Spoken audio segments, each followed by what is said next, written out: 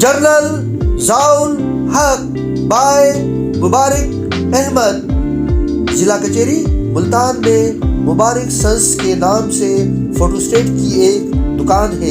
اس کے مالک مبارک احمد ہیں، جو بدقسمتی سے 15 سال قبل بینائی سے محروم ہو گئے تھے۔ 19 اپریل 1975 کا دن مجھے کبھی نہیں بھولتا۔ میں میڈیکل اسٹور میں بیٹھا اخبار پڑھ رہا تھا کہ اچانک میری کن میں شدید درد کھڑا ہوا۔ میں نے درد کی شدت کے باعث آنکھیں بند کر لی۔ جب آنکھیں کھولی تو میری دنیا اندھیر ہو چکی تھی، میری بینائی ہو گئی تھی۔ اس کے بعد پریشانی اور غموں نے میرا گھر دیکھ لیا۔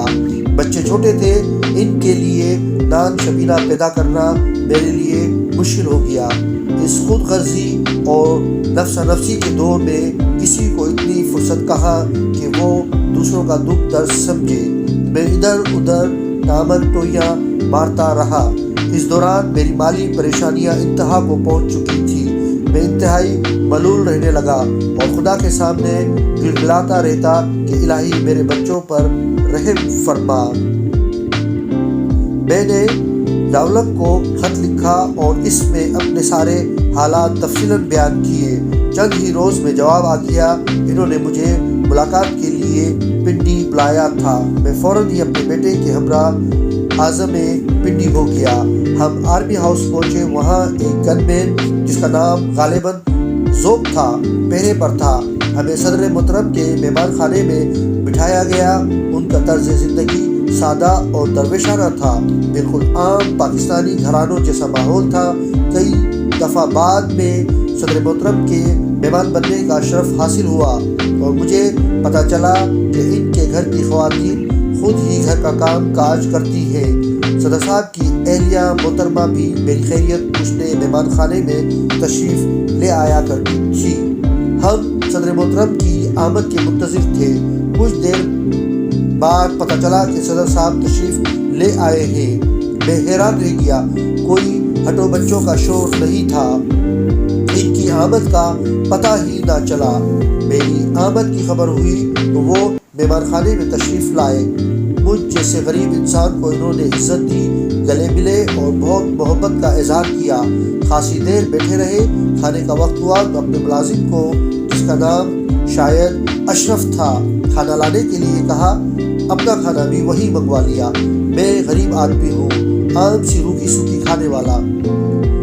ان کے ساتھ مہمانی سے دل میں لڈو پھوٹ رہے تھے۔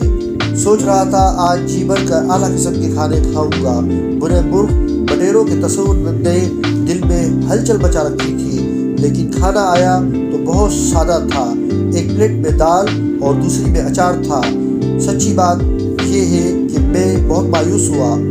صدر محترم ہمارے ساتھ ہی شریک طعام تھے۔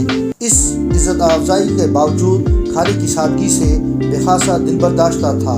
مجھ سے رہا نہ گیا اور میں نے کہہ ہی دیا، جنرل صاحب اتنا کرایہ خرچ کر کے میں دال پیالے پینے تو نہیں آیا۔ صدر محترم اس پر قدرے ناراض ہوئے اور کہنے لگے، اللہ کے رزق کی تحقیر نہیں کیا کرتے، عزت سے جو ملے وہی سب سے اچھا کھانا ہے، اور مجھے جو تنخواہ ملتی ہے اس سے میں روسٹ مرغ نہیں کھا سکتا۔ رات میں صدر صاحب کے گھر ہی پر ٹھہرا۔ انہوں نے وعدہ کیا کہ وہ کچھ نہ کچھ ضرور کریں گے۔ میں مطمئن ہو کر واپس آ گیا۔ ملتان کے دورے پر تشریف لائے تو مجھے بھی بلاوا آیا۔ مجھ سے پوچھا کہ معاشی کفالت کے لیے آپ کس قسم کی مدد کے خواہاں ہیں۔ میں نے کہا کہ مجھے ایک فوٹو اسٹیٹ مشین لے دیں اور ضلع کچہری میں ایک کمرہ بنوا دیں جہاں میں مشین رکھ کر چلا سکوں۔ فوٹو اسٹیٹ میں نے اس لیے پسند کی تھی کہ کوئی معمولی پڑھا لکھا آدمی ملازم رکھ کر بھی کام چلایا جا سکتا ہے۔ صدر صاحب نے اسی وقت کمشنر ملتان حسن رضا پاشا کو، جو وہیں موجود تھے، احکامات جاری کر دیے۔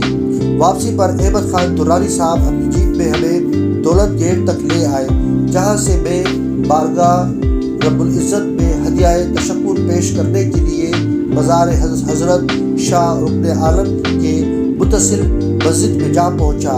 میں وہی نوافل میں مصروف تھا کہ ہلچل کا احساس ہوا۔ میرے بیٹے نے بتایا کہ صدر صاحب آئے ہیں تو فوجی افسر بھی ان کے ہمراہ تھے، کوئی حفاظتی عملہ ساتھ نہ تھا۔ مجھے مسجد میں دیکھ کر بہت مسرور ہوئے، میرے بیٹے کے کندھے پر تھپکی دی اور کہا، بیٹا محنت سے تعلیم حاصل کرنا۔ صدر مرحوم غالباً تہجد پڑھنے اور مزار پر حاضری دینے آئے تھے اور خاصی دیر مصروف عبادت رہے اور پھر رخصت ہو گئے۔